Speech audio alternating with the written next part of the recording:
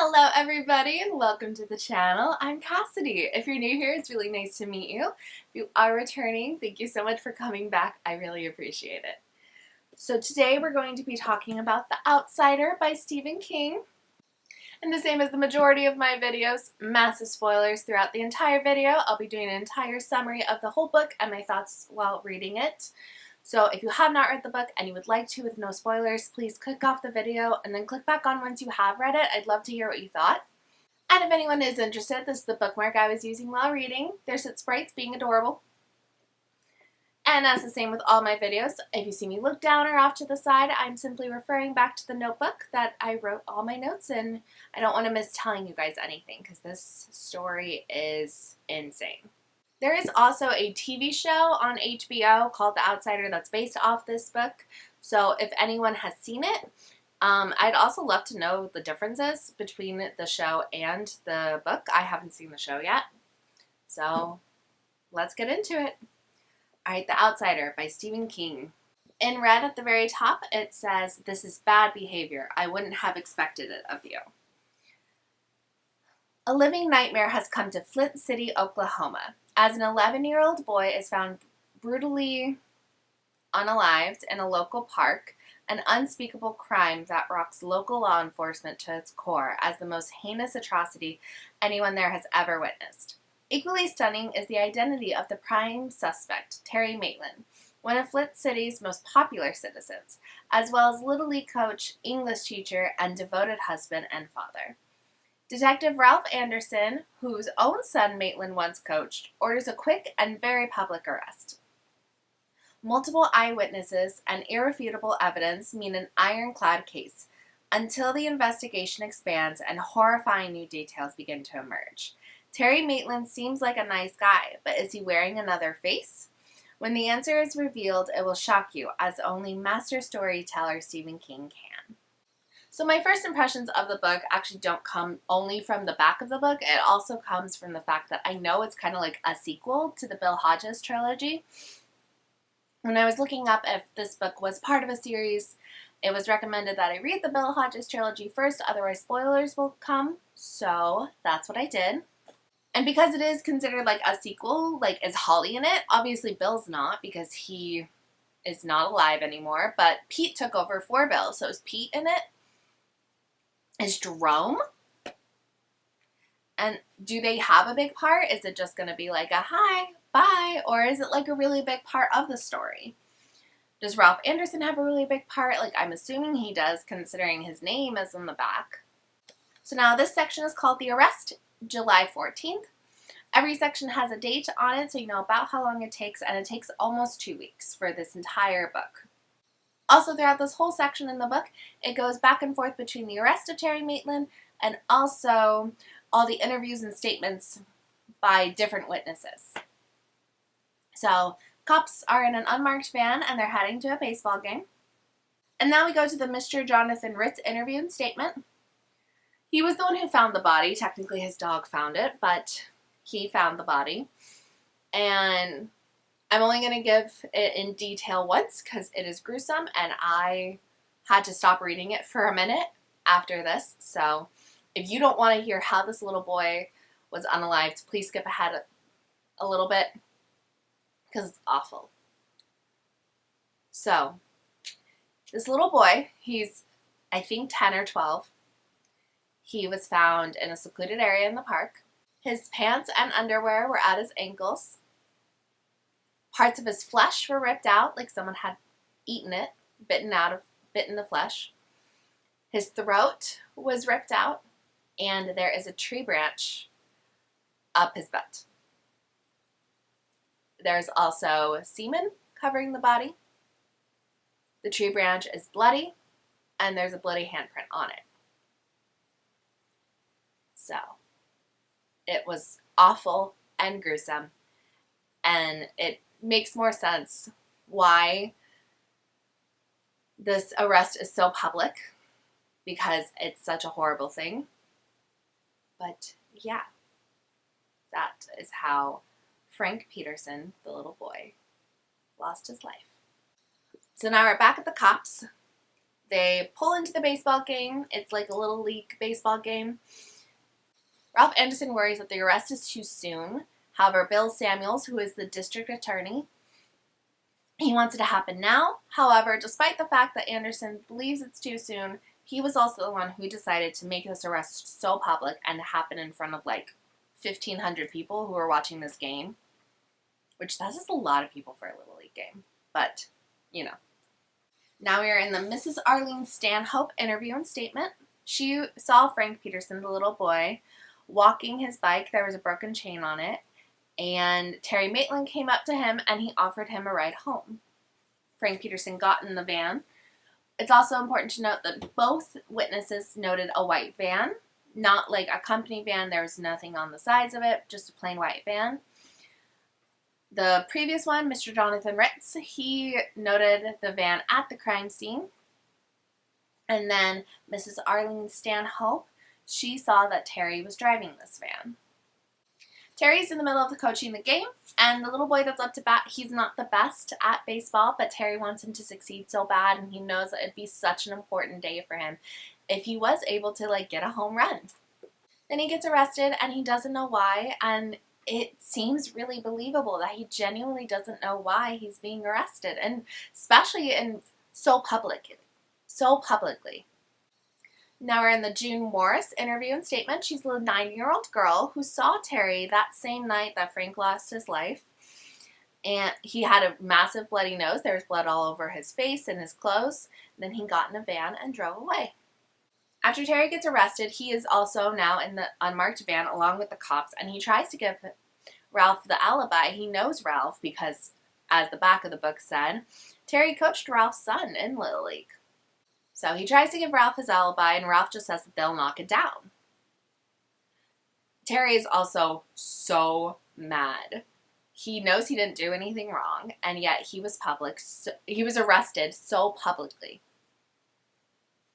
Mr. Carlton Snowcroft interview and statement. He saw Terry outside of a bar. Not that Terry had gone in the bar, he just drove into the parking lot. It was Carlton Snowcroft who was outside of the bar. He saw Terry covered in blood, mainly the face and the shirt. There wasn't really any on the jeans. I feel like it's also important to note that Terry asked where a minute clinic is, yet he's lived in this town basically his whole life. But he left the van in that parking lot with the keys inside, hoping somebody would steal it, and then drove away in a little Subaru that was already in the parking lot. Riley Franklin corroborates the story. He was with Snowcroft outside of the bar. Terry's wife, Marcy, she's obviously at the game with her daughters, and she's lost. She's so confused, so she decides to call their lawyer, whose name is Howie Gold. He is one of the best lawyers in the city, and he is also a personal friend of Terry's. So Howie gives her some advice, and then he's going to see Terry right away. Marcy Maitland is also pissed. She doesn't understand. She knows her husband didn't do anything wrong, yet same thing. He was arrested so publicly, and it's not fair. It's not right. Both of them are thinking that we're going to get so much money once we sue the department. Now we're in the Mr. George Czerny, I think is how you pronounce it. It's Czerny. His interview and statement. He's the one who found the Subaru. There were bloody clothes inside. He knew better than to touch anything, though, so he just called the cops. Ralph is uneasy about the whole arrest and everything, and it being so soon after. But Samuels, the DA, he comes in with fingerprints off of the stolen Subaru, and they match Terry's. Mrs. Willow Rainwater interview and statement. She is a cab driver who drove Terry to the train station from a strip club called Gentlemen Please, which, sidebar, I feel like that's a great name for a strip club. It's gentlemen, please. So it's gentlemen, please. I think it's great. But she drove Terry to the train station. Terry, despite knowing Willow Rainwater for so many years, calls her ma'am, doesn't call her anything else, and that's not what he normally calls her. Marcy finally comes home, and the cops are there, and they waited for her to come home before issuing the search warrant to her, even though they were allowed to enter in without her. The search warrant basically just says that they can take whatever is Terry's. Everything that belonged to him is now can now be grabbed by the cops. That includes obviously his laptop, his electronics, but even like his clothes, his toothbrush, everything of his can now be grabbed by the cops. Marcy's also really rude to the very pregnant cop. It's totally understandable. Like, her husband just was arrested for a heinous crime.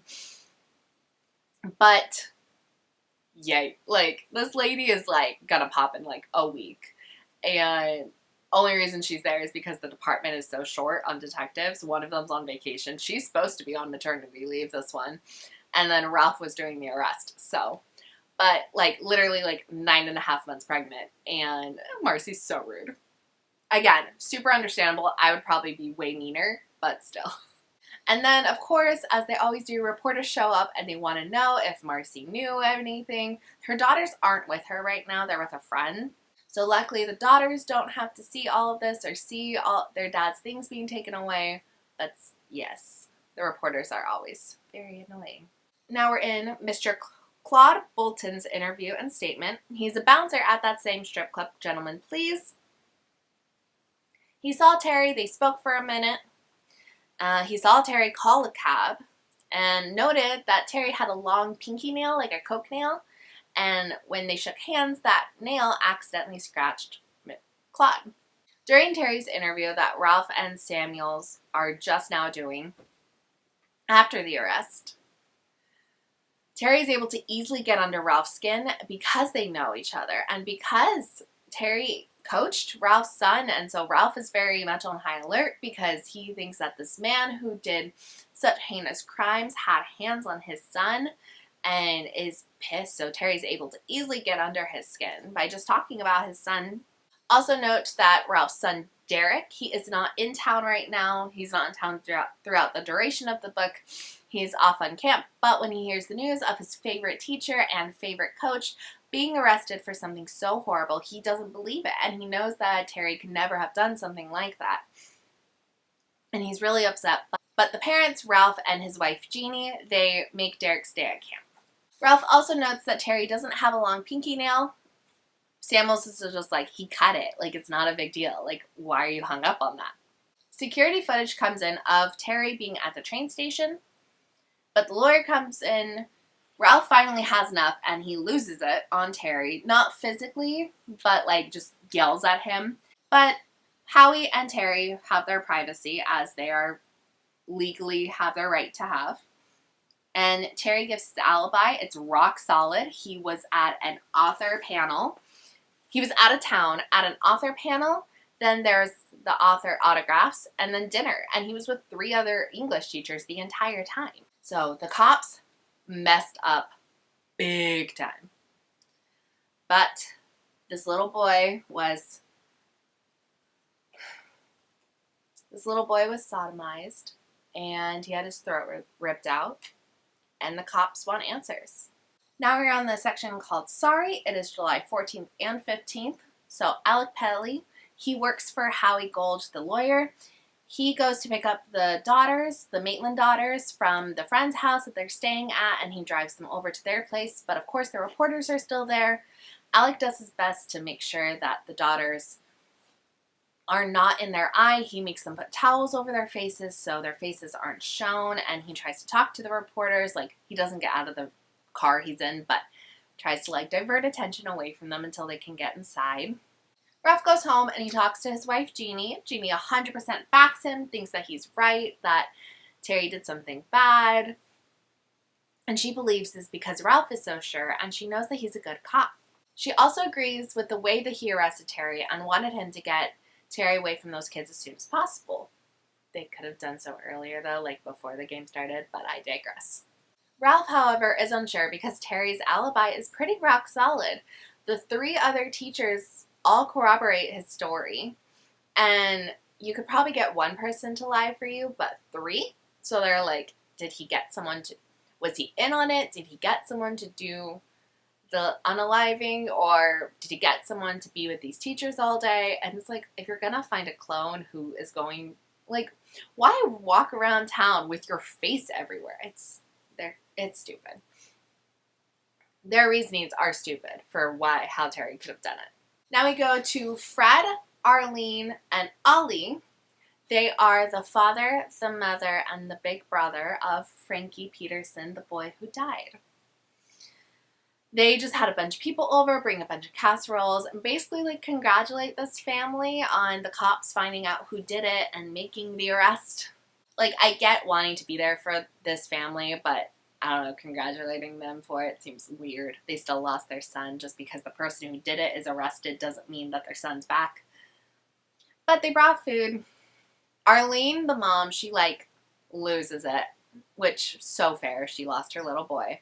But she starts like maniacally laughing. She makes a huge mess in the kitchen by throwing the casseroles around, throwing them on herself. And then during all of this, she has a heart attack. She is pretty overweight, and I just don't think that she could handle all the stress and the excitement, and has a heart attack. So Ollie and Fred take her to the hospital. Then Marcy, Terry's wife, she's trying to sleep. Her daughters are in bed with her because it was a very traumatic day. But she can't fall asleep. She's still pissed, and rightfully so. Terry's in jail, and he's just thinking about his family and all the shame that they're going to have to endure. He's very confident that he's not going to go to jail for this because he didn't do it.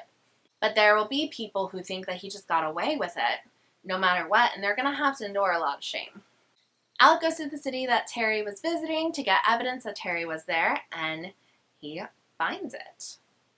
And Ralph and the DA know that they messed up.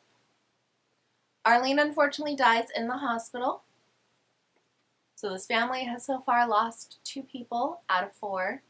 Marcy and Howie go to see Terry and tell him what the evidence is. Terry was caught on tape asking the author a question at the exact time that he was supposed to have been like picking Frankie up and taking him home in his van. And this was like on a news station, and the timestamps are very correct, and there's no way they could have been altered. So there is video evidence of him not even being in the city. Howie, however, is greedy, and he wants more to prove Terry's innocence. Like, he wants physical evidence, like fingerprints, something. Ralph goes to the city, though, talk to the hotel staff, see if anyone can corroborate the story that Terry was there. However, it's a hotel. They're not going to remember, especially when it was so long ago. I think it's been like a week or 2, but still, like, you see so many people in a day. However, he does find that Terry visited a little bookshop, like, not like a hole in the wall, like book stand kind of thing, and he picked up a really heavy duty book, but left it there. So Ralph grabs the book and takes it as evidence. He does pay for it because he has no right to the book, but he takes it as evidence, holding the book like this so he doesn't get any of his fingerprints on it. Once Fred and Ollie get home from the hospital after finding out their mom died, or Ollie's mom died, Fred goes to take a nap. There's a lot to do, but he's just like not there. And so Ollie is being like a good son, but he's also shouldering all of the like responsibility and all of the pain of it, of having to deal with the aftermath. He tells his dad to go take a nap and he'll take care of things. So he takes care of everything. Ollie finds the funeral arrangements that the mom prepared. He cleans up the kitchen. He does everything while his dad sleeps. After Ollie just lost his little brother and his mom. So Ollie's going through everything just as hard as Fred is. And yet he's the one being the responsible adult, despite the fact that he's like 16, 17 years old. Ralph is able to pull prints from the book, and he has been doing this job a long time. He does it old school and matches the prints to Terry's, and they match. And they're fresh, like not like 3 weeks old, but they are fresh prints. When he shows this to the DA, he hadn't logged the evidence quite yet. Bill Samuels suggests that they can destroy evidence because they're already dealing with the videotape of Terry not being there, and this is just going to put even more of a hamper on their case and cause more doubt. Ralph doesn't agree to this. He doesn't disagree to this. But the fact that Bill suggested this, I don't like. Jeannie tells Ralph that their son is very upset, and she tells him to ask Terry if he did it, that he knows Terry. He should know if he's lying. Ask him if he did it. And so Ralph goes and he asks Terry if he did it. Terry says no, He did not do this heinous crime. And Ralph wants to believe Terry, but he just can't. And I'm so annoyed. Like, just believe the man. Because, like, I fully believe Terry. And I believe that he didn't do it. So I'm going to look real dumb if he actually did. But I fully am in support of Terry. And I think that there's too many questions and there's too many weird things. Also, I know that this is a Stephen King book and weird things happen. But still, like, a man can't be in two places at the same time. Now we're in the arraignment. It happens July 16th. And Terry is unfortunately in real trouble. The semen and the DNA that was found on the crime scene came back, and it matches Terry, unfortunately. They go to the courthouse for the arraignment. Terry rejects wearing a bulletproof vest because he doesn't want to come across as someone who needs that because he's guilty. So they go, and the courthouse is a madhouse. Like, there are reporters, there's cameramen, there's protesters, there's just everyone in town basically is there, if that's what it feels like. And they're just surging forward, and it's not safe. Ralph and the sheriff both realize that they messed up. They should have brought Terry in around back. I don't know what the hell Ralph was thinking. Like, he's so dumb. He arrested this man in public for such a heinous crime. And you think that the courthouse is going to be la-di-da-di-da. No! What a bitch. But he realizes too late, and now they have to bring in Terry through the front. And during this, Ollie is there, and he pulls a gun. And is so mad because he blames Terry for killing his little brother and his mother. So he shoots his gun like 3 times, trying to kill Terry. Ralph ends up pulling his gun and shooting twice to kill Ollie. He succeeds the second time with a bullet through the head. The first time someone bumps into him, he shoots a camera. And the camera explodes because it was just shot. And the cameraman is now like blind in one eye. Alive, thankfully, which he wouldn't have been if he wasn't holding the camera, but now he's blind. And Ollie goes down. Ollie, however, does succeed, and he shoots Terry, probably right here, right where the bulletproof vest would have been, but Terry is bleeding out. And his dying declaration, which, everyone's trying to get him to have his dying declaration be that he did it, so everyone has peace, but his declaration is that he didn't do it. Marcy is unbelievably upset, and she blames Ralph 100%, and rightfully so. Ralph is so stupid. I understand the arresting of him, especially with all the evidence against him. And I understand that he's a standard cop, doesn't believe in anything aside from facts, and the facts are pulling in 2 different directions. But come on, the public arrest when they didn't even talk to Terry before this because they didn't want Terry to know and didn't want him to run. They arrested him super publicly in front of 1,500 people. And then he was dumb enough to bring him up the front of the courthouse. Terry's death is on Ralph's hands, at least partially. It's also partially on the sheriff's and on Bill Samuels. But it is definitely partially, at least, on Ralph's hands. And Ralph is who Marcy blames. I think because they used to be friends, Ralph and Terry, or at least friendly. And the fact that Ralph was able to turn on Terry and believe it so quickly, I think really hurt Marcy. Now we're in the section called Footsteps and Cantaloupe. It is July 18th through 20th. So Samuel's the DA. He goes to see Ralph. Jeannie, the wife, lets him in, and she's being a sassy bitch towards him, and I love it. He states that he's not running for re-election, and she's like, oh, you taking yourself out before the public will? And it's just amazing, and she's awesome. But Ralph is on administrative leave after the shooting, and Samuel's, again, he's not running for re-election. They talk, and where the section name comes from, Footsteps and Cantaloupe, they talk about impossible things because Samuel still believes that Terry did it. Ralph is still unsure. He wants to believe, but there's too many questions. And Ralph also knows that they just screwed the pooch. So when they're talking about impossible things, Samuels mentions, a story, a fictional story about a guy walking in sand, following footsteps, I think, but then the footsteps just disappear, but there's nothing around.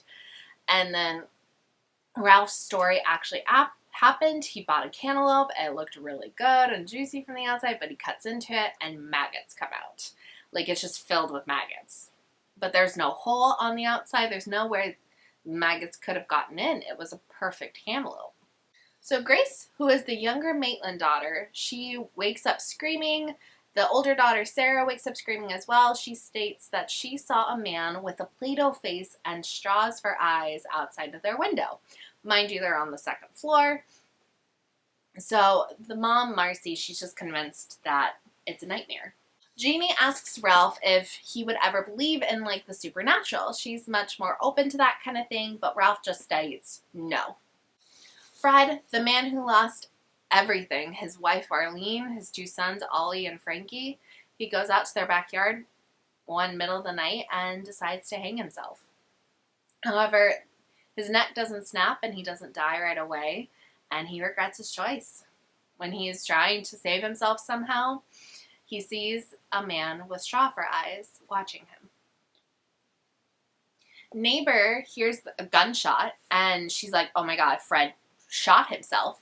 So she goes outside and she sees that he's on the ground. The branch had snapped. So I'm assuming that's what she heard, was the branch snapping. She gives him CPR and is able to save his life, but at what cost? He was brain dead at this point, and the rope was deep in his neck. And she even mentioned, like, when someone was like, you saved his life, she's like, maybe I shouldn't have. And unfortunately, while he did regret his choice, at that point, he's not living. And that is really unfortunate. Ralph gets a call that even more DNA matches Terry's, and he's trying to convince himself that no matter what, it was Terry, despite the evidence, despite the video, despite the witnesses, despite the fingerprints. So he's just trying to convince himself that they were right, it was Terry.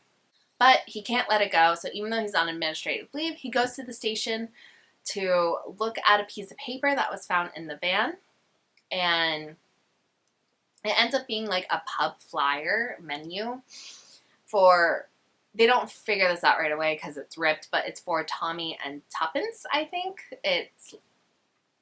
I think it's like an English, like, name, or I think they're English detectives. But this pub is only in Ohio, where the van was ditched. Ralph ends up having a dream, a really important one. He knows it's important, but upon waking, he can't remember it. The boy who left the van in Ohio, his name is Merlin Cassidy, which, haha, my name. My name is always the last name in stories. Anywho, he was there in Ohio at the same time Terry was. He was with his family. Terry couldn't have driven the van back. They all flew round trip, they all flew both ways to Ohio and back. But it is interesting. Ralph goes to Marcy to talk about the family trip because he just can't let this case go. Marcy yells at him, says he killed Terry, it's his fault, slams the door in his face. Ralph tries to convince her, and he says, what if Terry didn't do it? Marcy still slams the door in his face, but she does call Howie, and she asks for, Howie's the lawyer, she does call Howie and asks for him and Alec Pelly to be there when Ralph comes over, because she does want to talk to him, but she doesn't want to do it alone. She wants the real killer caught. A boy, he's not important to the story really, aside from the fact that he finds where the man who did such heinous things to Frankie was staying. It's a barn. But he sees a belt buckle that was, like, all over the news. It's like, has a horse on it. And Terry supposedly wore it. They saw it on the train station video, security video. So Ralph comes back over to Marcy's, and Howie and Alec are there, and he asks about the trip. It's genuinely a pretty normal trip. Nothing happened. They visited Ohio because Terry's dad is suffering from Alzheimer's, and he goes to visit him like once, twice a year. They're not super close, but Marcy and the girls never saw Terry's dad. Terry was the only one to visit him, and only a couple of times during their trip. Ralph wants to know every little detail. Was anything weird? Marcy's like, no. But Sarah, she overheard, and she comes downstairs. Sarah's the older daughter. And she's like, oh, Dad got a cut on himself. One time when he was visiting his dad, an orderly bumped into him, and when he helped the orderly up, he found out the orderly had accidentally scratched him. Sound familiar? Claude Bolton also had a cut from Terry. She also says that Tommy and Tuppence was really close to them. Like, she remembered that name. Which, ew, the shapeshifter uses blood. We're having like a whole like toga moment from My Hero Academia. Once Ralph leaves, Alec follows him out, I believe, and is like, hey, let's work together. I know you really want to catch the actual killer. And I think this was weird too. Let us, like, come on, let's work together. Ralph is on administrative leave, and then I think her name is Betsy. She is the super duper pregnant detective. I think she just had her baby or is like literally about to pop. So they have to call in their other detective from vacation early to go to the barn and check everything out. His name is Jack. I think Hoskins or Hopkins or something like that. But he's not a good detective. He's not a good cop. He is lazy. He's rude. He doesn't take care of himself. Like, he's a drunk. He eats fast food all the time, like constantly. Like, and he also hates Ralph. Ralph doesn't like him. He's just not a very good detective. Anyway, he goes to the barn to check things out, and he feels a weird presence. He also feels like fingertips on the back of his neck. But when he checks with his flashlight, nobody is there. Now we're in the section called Yellow. It is from July 21st to 22nd. So Ralph goes and meets Detective Yoon Sablo. I don't know if he's like a part-time detective, because it was stated that there were only 3 like full-time detectives in the unit, so maybe he's just part-time. But Yoon Sablo is the only one who will talk to Ralph right now because he's on administrative leave and no one is allowed to talk to him about anything case-related. But he comes and he shows him all the evidence found from the barn. It's all weird. Like, not all of the prints match Terry. Some looks like they're from someone who's super old. Some match Terry's perfectly. But, like, on the same thing, like, on the belt buckle has both these kinds of prints. And they're both, like, the same amount of freshness. And then there's no shirt found with all the other clothes, like socks, shoes, pants, the belt buckle. They were all there, but not the shirt.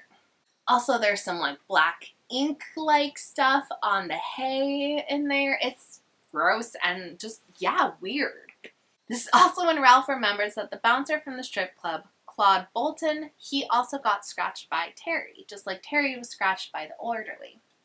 Ralph also remembers someone at the courthouse wearing Terry's shirt over his head, and he looked like he was, like, really burned, like, all over his body, or scars or something.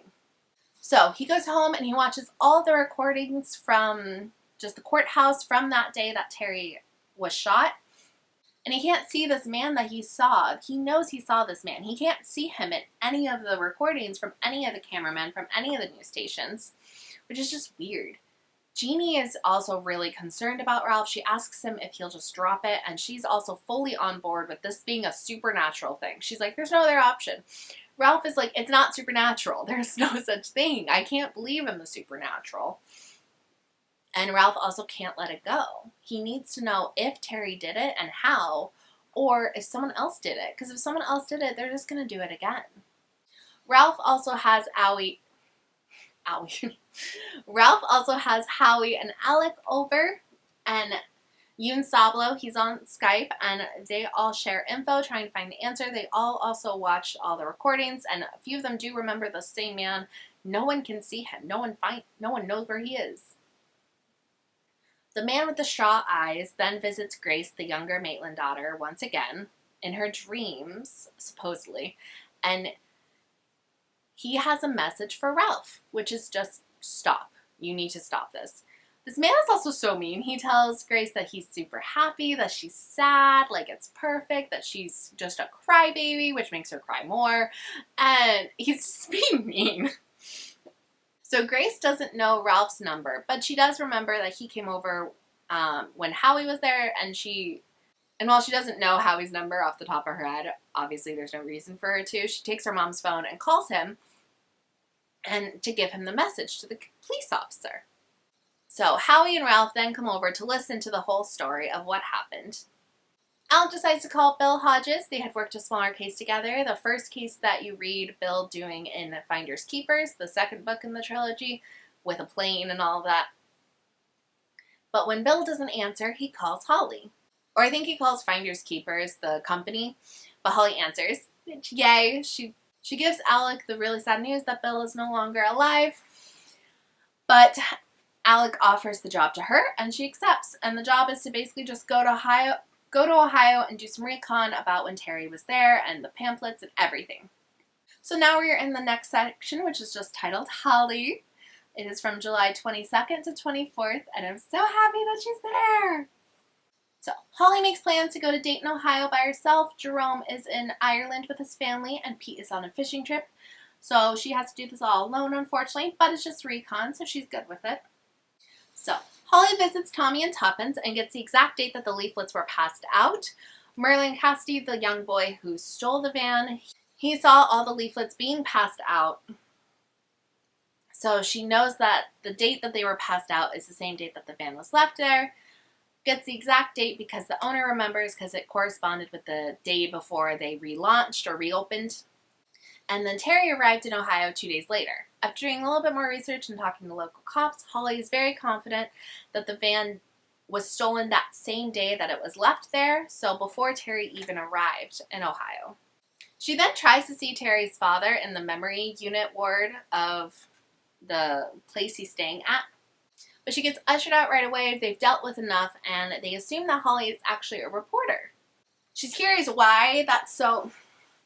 Holly's wondering why they would assume she's a reporter of all things, so she does a little bit more research, and she finds out that 2 young girls were brutally unalived in the exact same way as Frankie Peterson, with the whole essay with the tree branch and the semen found on the bodies. Everything was pretty much the same.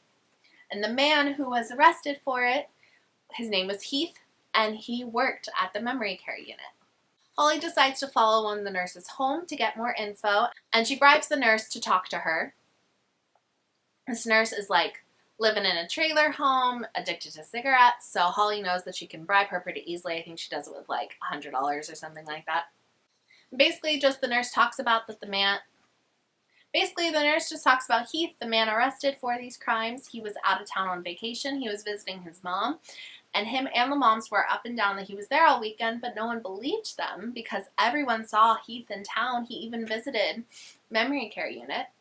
But he was a really nice guy that nobody would assume would do those kinds of things, much like Terry Maitland.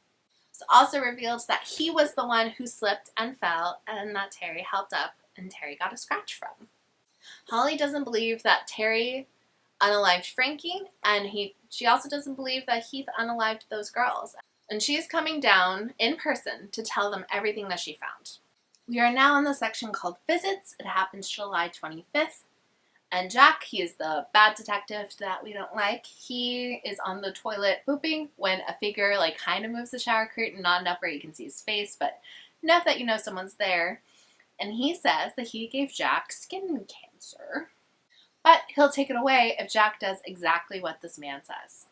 Man breaks into Ralph and Jeannie's home. Jeannie sees him, and the man gives Jeannie a message to tell Ralph to stop or he'll unalive them all. Jack saw the word can't tattooed on Knuckles, and Jeannie saw the word must tattooed on Knuckles. They both wake up. Jack is fully believing that it was just a bad dream. Everything's fine. Jeannie thinks it was a bad dream, but also does tell Ralph about it and that the man was there and that it's supernatural in nature, but Ralph doesn't believe her. He doesn't believe anything, basically. And he's like, no man was there. Everything is normal. What are you doing? Claude Bolton, the bouncer at the strip club, he is the one who has the words tattooed. He's the one who has the words can't and must tattooed on his knuckles. But he is on vacation in Texas, and Ralph even calls in a favor, or I think Yoon Sablo calls in a favor, to a different cop to just have him check in on if Bolton is actually there in Texas, and he is. He's at his mom's, helping to take care of her.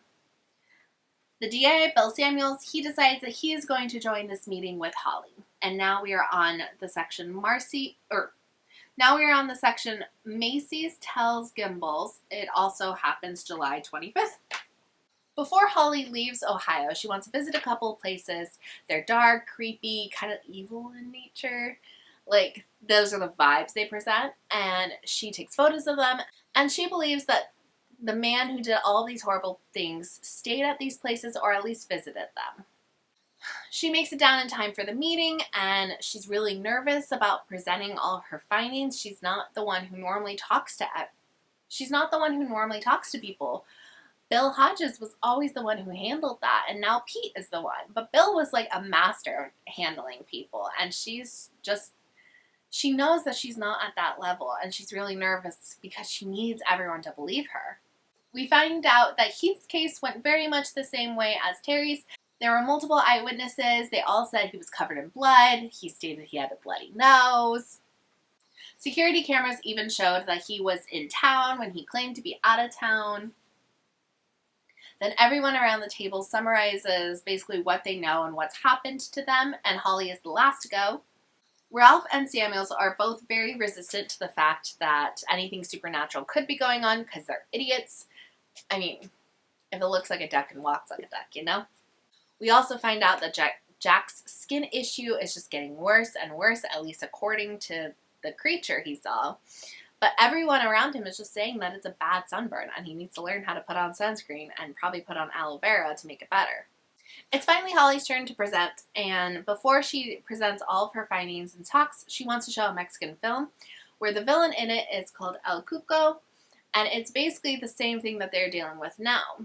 It turns into other people, it eats the flesh and the blood of its victims, and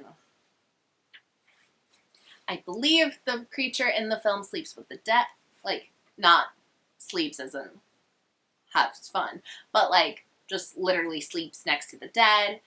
And Holly believes that the creature that they're dealing with right now also feeds on the misery of others, which is why it was at the courthouse. It's why it was, which they don't know this, but it's why it was watching Fred try to unalive himself. And then Holly presents all of the findings that she has. Marcy and Jeannie are fully on board with the supernatural. They 100% believe her. Alec, Yoon Sablo, and Howie, they sort of believe her. They don't like not believe her, but they are skeptical. And then Ralph and Samuels are just idiots and don't believe her at all. Ralph is being an ass and he's like about to walk away, and then Yoon yells at him and is like, sit your ass down. Like, no, sit down, shut up. Oh my god, it was amazing. By the end of the meeting, it is decided that Ralph, Howie, Holly, and Alec are all going to go to Texas to visit Claude. And because if the creature is now displaying itself as being Claude Bolton, they're worried about Claude, and so they're going to go and visit him. Sablo is going to join them if he can. Then Ralph and Jeannie invite Holly to stay with them, and she actually accepts. She knows that she has to accept because Ralph is probably the one who needs to believe the most, and he's the one who doesn't believe the most. And she needs him to change his mind. She needs him to believe and accept this. We also find out that Jack is stalking the Andersons, like he's doing a stakeout, but the favor that he's probably going to have to owe to the outsider is unaliving everybody. Also, instead of calling this creature El Cuco during the whole rest of the book, Holly decides to just call him the outsider. She thinks that that'll be easier for everyone to believe in him versus calling him El Cuco. Yoon is starting to fully be on board with the supernatural aspect. He was raised with knowing who El Cuco is and like in the supernatural and superstitious aspects of the world. So he's starting to fully be on board. Holly stops by, I think, Walmart first and then comes to the Andersons, and she spends the night. Ralph decides to read up on Holly and all of her accomplishments, and she's an impressive woman, and we adore Holly. Then Jack has another dream about the outsider. We are now on the section called No End to the Universe. It is on July 26th. So in the morning, after everyone sleeps, Holly tells the Andersons, so Ralph and Jeannie, the exact story of Brady Hartsfield and what actually happened. Not that he just unalived in a hospital room, but what he could actually do. She then creates a little makeshift blacklight with her phone and tape and I think like highlighters or markers to see if the creature is actually there, because even if it was only sort of there where it couldn't fully be there, but kind of, it would leave residue. So she makes makeshift blacklight and they see the residue. Ralph knows that he could have done this exact same thing. He knows this trick, but he did not believe his wife, so he didn't. But they see the residue, and so now Ralph is actually starting to believe that something unusual is happening. Ralph and Holly leave for the airport, and they talk about what was found in the barn, which Holly assumes is semen. Holly believes that the outsider isn't actually capable of penetrative sex, which is why it unfortunately ropes them with the tree branches. But when it feeds on the pain and terror and sadness of its victims, it makes the creature really excited. Sablo actually is able to join them, and while they're waiting for him to come, Ralph theorizes that the fake Terry didn't know all of the details of real Terry's life. He kind of relates it to like speed reading, when you get the general gist of the story, but you don't know all of the details. Which, not gonna lie, I've definitely sped read some books before. And then I reread it and was like, whoa, that happened? But that would explain why fake Terry, had to ask questions of where is a minute clinic and all of that. Claude Bolton, who is still in Texas, he feels a presence watching him in the middle of the night, and he's really scared. So he decides to go pick everyone up from the airport so that he can know exactly what's going on even faster. And now we are in the section Bienvenidos a Texas, which I'm pretty sure is Welcome to Texas. It also happens on July 26th. So Jack, the bat detective with the skin issues, he makes it to Texas as well. He's driving, and the outsider visits him and tells him to unalive everybody. At least that's what I assume. We don't actually see that happen, but it's the only thing that logically makes sense. Holly and the crew land in Texas, and Claude and his mom go pick everybody up. Holly is able to put both Claude and the mom fully at ease in like a minute, which I love. Like, she's probably the one who is the worst at dealing with people just normally, but she is the one who makes them feel comfy. Bolton's mom, I think her name is Lovey. She believes Holly right away, and she believes in all this supernatural stuff with no question, which, queen. And Claude tells them that he felt wrong all night. He felt a presence watching him, and he was scared.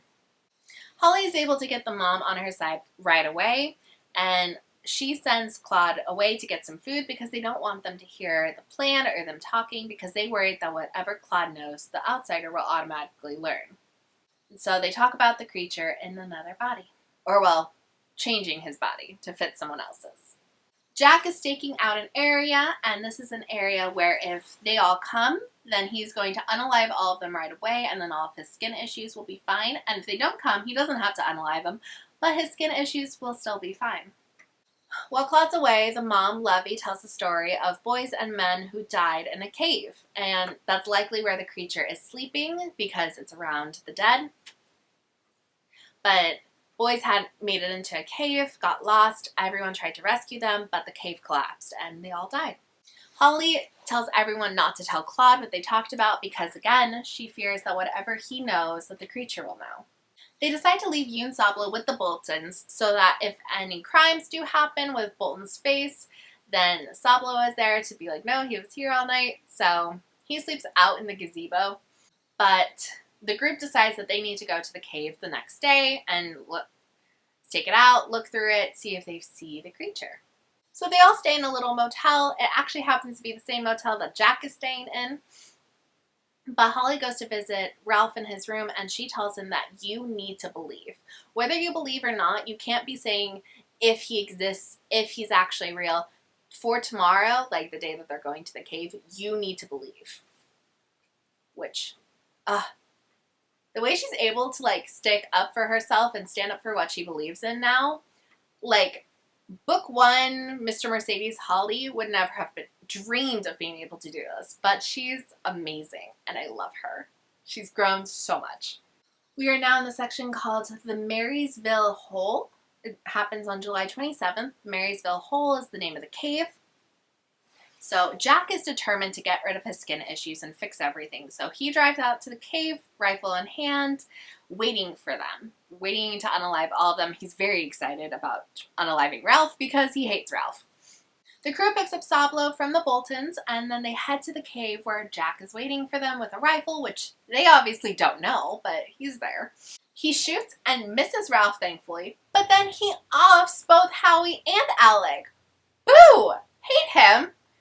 It's so rude. Like, I liked that. That's so rude.